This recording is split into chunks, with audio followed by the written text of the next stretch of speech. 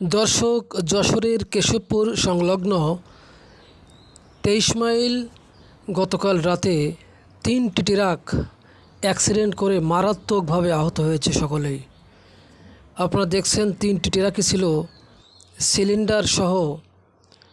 মুহূর্তের ভিতরেই একটি ট্রাক পাশের খাদে পড়ে যায়, যার প্রত্যেকটি সিলিন্ডারগুলো দেখেন পানিতে ভাসতেছে। দেখেন কিভাবে প্রত্যেকটি সিলিন্ডার পানির পরে ভাসছে।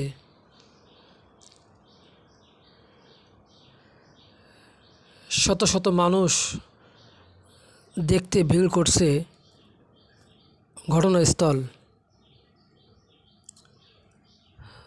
অত্যন্ত মর্মাহত এই ঘটনাটি ঘটেছে গত 29শে মে দিবাগত রাত্রে।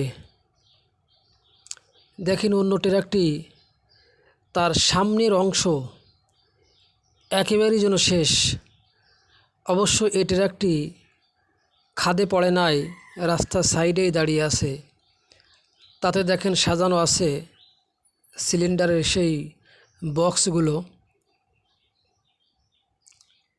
সিলিন্ডারের বোতলগুলো এক সাইডে অন্য ট্রাকটিরগুলো ভাসছে, অপর সাইডে অন্য ট্রাকটির সিলিন্ডার সেই বোতলগুলো কিন্তু গাড়িতেই আছে। তবে গাড়ির পরিস্থিতি খুবই খারাপ। আল্লাহ পাক এই ধরনের অ্যাক্সিডেন্ট এবং বিপদ আপদ থেকে সকলকে হেফাজত করুক, আমিন। দর্শক, লাইভটি শেয়ার করবেন, কারণ এই অ্যাক্সিডেন্টে কার কী ক্ষয়ক্ষতি হয়েছে অবশ্যই তারা দেখতে পাবে, জানতে পারবে।